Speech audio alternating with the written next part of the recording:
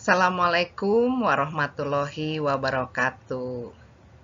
Hai anak-anakku sekalian, gimana kabar kalian? Ketemu lagi sama Bu Wiwi Teruslan ya. Anak-anak, kita kali ini akan belajar tema 2. Tema 2 itu ada hubungannya dengan energi, dengan sumber daya alam. Nah, hari ini kita akan belajar tentang sumber daya alam. Sumber daya alam ini apa ya? Kemudian sekarang apa yang akan kita pelajari nih? Nah, yang akan kita pelajari itu adalah tentang jenis dan pemanfaatan sumber daya alam di Indonesia. Tentunya banyak sekali ya tentang jenis-jenis sumber daya alam itu. Apalagi Indonesia adalah negara yang kaya dengan sumber daya alamnya. Baiklah anak-anak, mari kita lanjutkan ya. Yuk kita tengok yang berikut ini.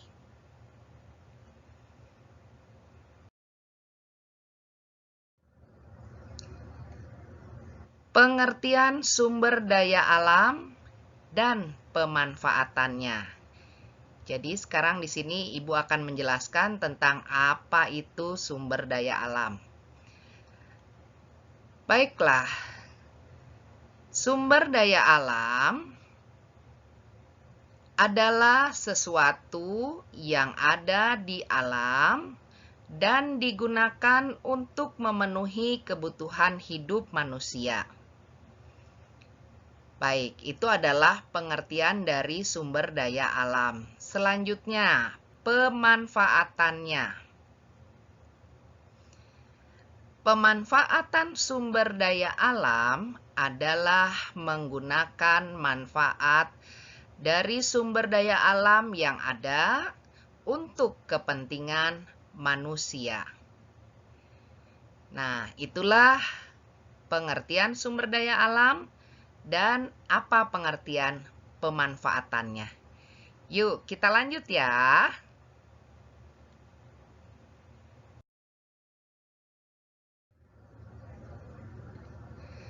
Sekarang kita masuk kepada penggolongan sumber daya alam berdasarkan ketersediaannya. Ada 2 kelompok besar sumber daya alam, yaitu apa saja? Baik, kita lihat yang pertama ya. Yang pertama adalah sumber daya alam terbarukan, atau kadangkala disebut dengan sumber daya alam dapat diperbarui. Nah, kelompok kedua yang terbesar adalah sumber daya alam tidak terbarukan, atau sering disebut dengan sumber daya alam tidak dapat diperbarui. Jadi ada 2 kelompok ya, sumber daya alam terbarukan dan sumber daya alam tidak terbarukan. Ayo kita lanjut.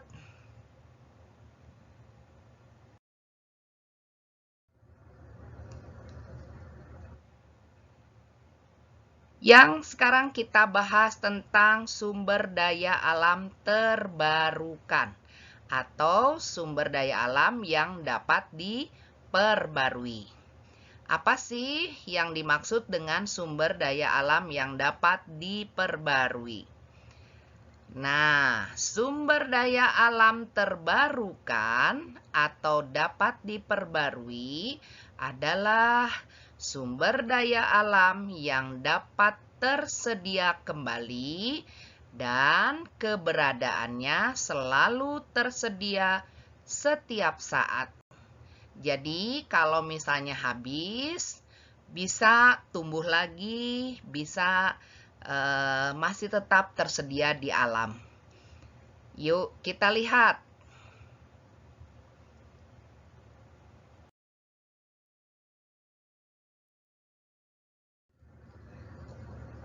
Contoh sumber daya alam terbarukan, Ini ada beberapa ya. Yang pertama adalah air. Nah, banyak sekali di bumi ini ya. Terserap oleh sinar matahari, kemudian nanti turun menjadi hujan. Akhirnya membentuk sungai, danau, dan laut. Berikutnya udara. Setiap hari kita bernafas, ya menghirup udara, ya. Berikutnya tanah yang kita pijak setiap saat. Selanjutnya hewan. Nah, ini termasuk contoh sumber daya alam terbarukan. Yang kelima adalah tumbuhan. Jadi selain hewan, tumbuhan pun termasuk. Dan yang terakhir adalah hutan. Hutan itu di dalamnya ada tumbuhan dan ada hewan, ya. Yuk kita lanjut lagi.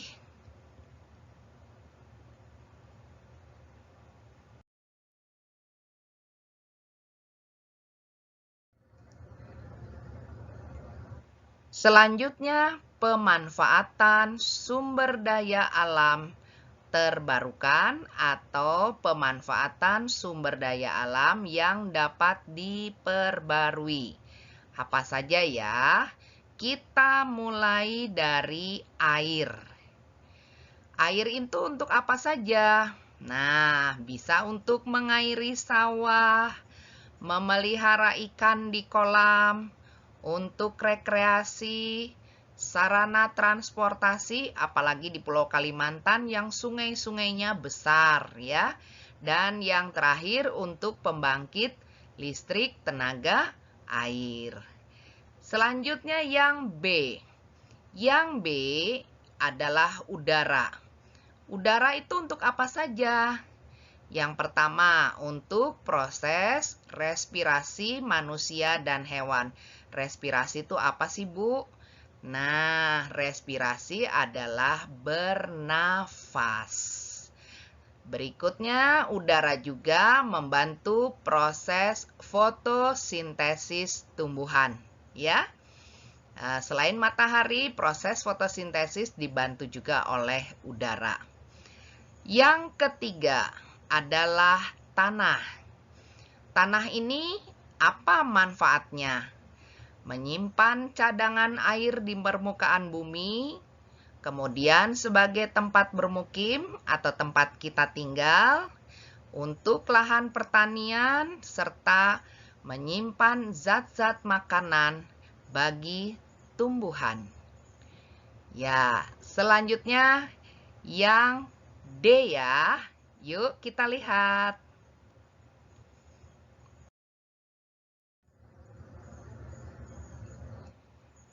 D adalah hutan. Apa saja sih manfaat hutan itu? Nah, yang pertama, hasil dari hutan dapat dimanfaatkan untuk bahan bangunan berupa kayu ya. Kemudian bahan baku untuk membuat perabotan rumah tangga, misalnya rotan. Nah, rotan bisa dibuat untuk perabotan rumah tangga. Kalau kayu nanti bisa dibuat untuk kursi, meja, lemari ya. Nah, yang berikutnya, manfaat hutan adalah melindungi tanah dari erosi, banjir, dan tanah longsor. Ini adalah yang sering kita sebut dengan istilah hutan lindung. Jadi melindungi air dan tanah agar tidak menggerus ya, tidak merusak. Berikutnya adalah penyedia bahan baku industri dan kerajinan. Maka hutan ini disebut hutan produksi. Berikutnya, manfaat dari hutan adalah sebagai tempat rekreasi atau kita berwisata ya ke hutan. Nah, hutan ini disebut hutan wisata.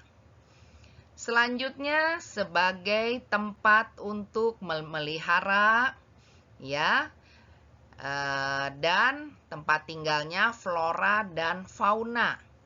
Maka hutan ini disebut hutan suaka alam. Nah, anak-anak, itulah manfaat dari hutan. Diingat-ingat ya. Kita lanjutkan ke yang E.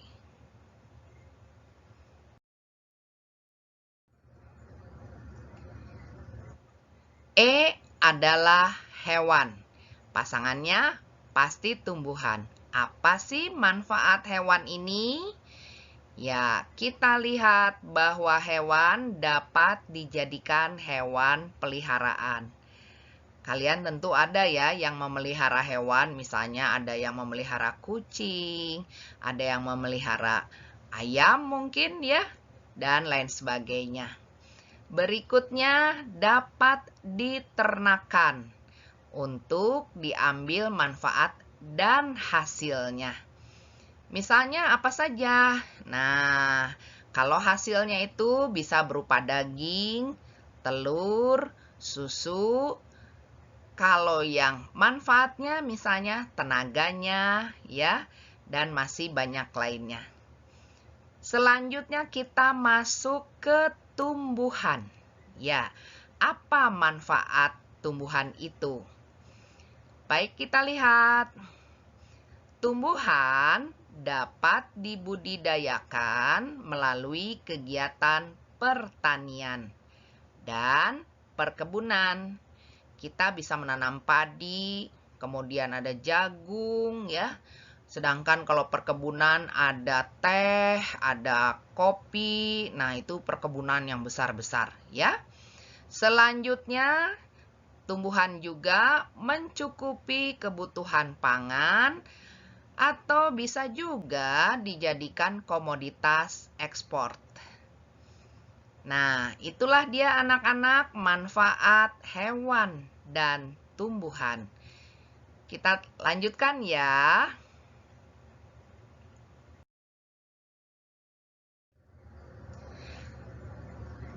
Yang berikutnya masuk ke nomor 2, yaitu sumber daya alam tidak terbarukan atau sumber daya alam yang tidak dapat diperbarui. Apa sih yang dimaksud dengan sumber daya alam tidak terbarukan? Sumber daya alam tidak terbarukan atau tidak dapat diperbarui adalah semua bahan yang terbentuk oleh proses alam dan setelah dimanfaatkan oleh manusia tidak bisa tergantikan dengan yang baru karena pembentukannya membutuhkan waktu yang sangat lama. Bisa beribu-ribu tahun, bisa berjuta-juta tahun ya. Nah, ini sulit sekali untuk diperbarui. Nah, yuk kita lanjut lagi.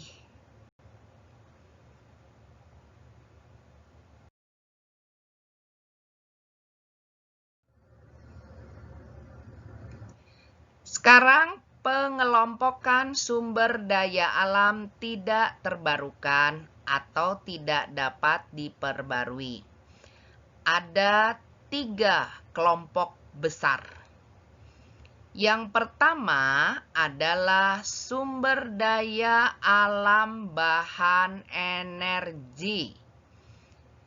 Ya, adalah sumber daya alam penghasil tenaga atau bahan bakar.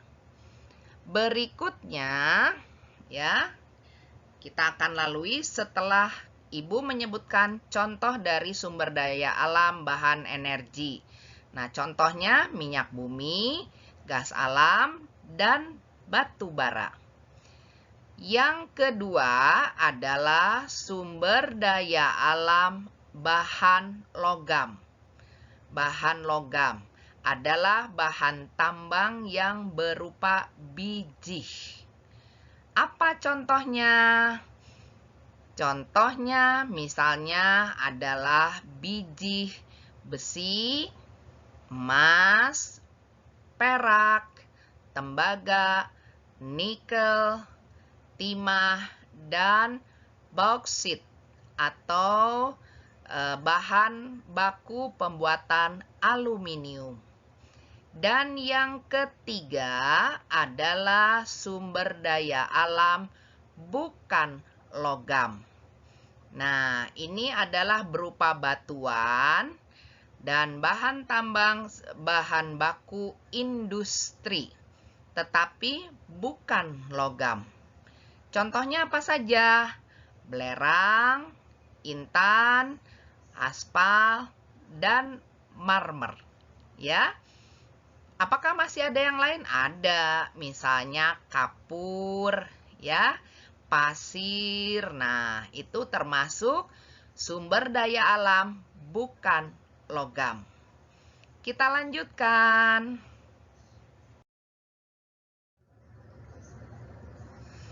Sekarang pemanfaatan sumber daya alam tidak terbarukan atau sumber daya alam tidak dapat diperbarui.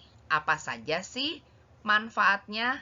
Yuk kita lihat ya, satu persatu. Yang pertama, bahan tambang logam. Untuk apa saja bahan tambang logam ini? Yang pertama, bisa untuk bahan baku pembuatan perhiasan. Kemudian industri kabel, pembuatan mesin pabrik, dan perabotan rumah tangga. Misalnya seperti panci, katel, ya, seperti itu. Berikutnya, bahan tambang bukan logam. Nah, dimanfaatkan untuk apa saja ini? Bahan tambang bukan logam dimanfaatkan untuk bahan bangunan, bahan baku industri, dan obat-obatan, untuk membuat kain, korek api, batu baterai, perabotan rumah tangga, pupuk, serta bahan pelapis dan pengeras jalan raya, yaitu aspal. Ya, betul. Sekarang yang ketiga. Yang ketiga adalah bahan energi. Bahan energi ini dimanfaatkan sebagai penghasil bahan bakar. Seperti apa sih? Nah, bensin. Kemudian kalau ibu-ibu suka memasak memakai LPG, ya. Nah, anak-anak, demikianlah penjelasan ibu kali ini tentang sumber daya alam dan pemanfaatannya. Sebetulnya masih banyak ya untuk penjelasan sumber daya alam dan manfaatnya ini. Nanti ibu akan lanjutkan pada pertemuan berikutnya.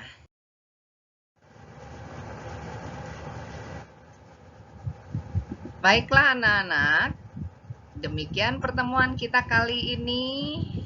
Nanti kita lanjut lagi pertemuan berikutnya ya.